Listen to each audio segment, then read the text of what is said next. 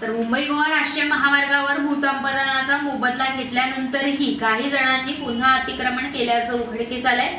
या प्रकरणानंतर आता आळा घालण्यासाठी सार्वजनिक बांधकाम मंत्री शिवेंद्र भोसले यांनी कठोर भूमिका घेतली आहे। मंत्री शिवेंद्रराजे भोसले यांनी स्पष्ट आदेश दिले आहेत की अशा अतिक्रमण करणाऱ्यांवर जिल्हाधिकारी, प्रांताधिकारी आणि गरज पडल्यास पोलीस प्रशासनाच्या मदतीने तातडीने कारवाई करावी।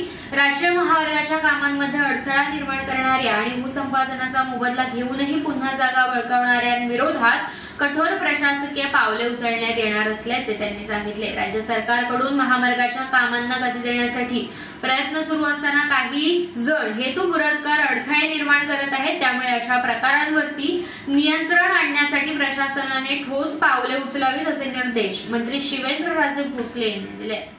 राष्ट्रीय महामार्गाच्या भूसंपादनाचा मोबदला भूधारकांना मिळालेला आहे, तरी देखील त्या जागेवर अतिक्रमण केलेलं आहे आणि ते अतिक्रमण अद्याप हटवलं जात नाही आहे, ज्याचा त्रास सर्वसामान्य नागरिकांना सहन करावा लागतो। असं ज्या ठिकाणी झालं असेल म्हणजे तर पैसे घेतलेत शासनाने आणि जागा ताब्यात देत नाही आहेत। सकाळी पण आमचं थोडं गाडीत ह्यावरनं विषय झाला, तर मी पण सांगितलं किंवा संबंधित यंत्रणा जी आहे, मग आपले काय म्हणायचे कलेक्टर ऑफिसची लोक असतील, एक तर त्यांनी याच्यामध्ये लक्ष घालून ती जागा मोकळी करून द्यावी, आता मग पोलीस प्रोटेक्शन घेऊन NHIनं किंवा PWDनं काय असेल ती कार्यवाही करावी। तर पैसे घेतलेत म्हणल्यावर त्यांनी जागा ती दिलीच पाहिजे।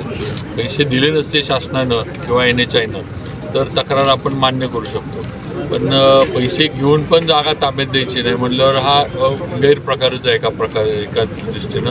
त्यामुळे एकतर प्रांत कलेक्टर यांनी कार्यवाही करून ती जागा मोकळी करून PWD किंवा नॅशनल हायवेच्या ताब्यात द्यावी, नाहीतर या विभागाने दोन्ही पोलीस प्रोटेक्शन घेऊन कार्यवाही करावी।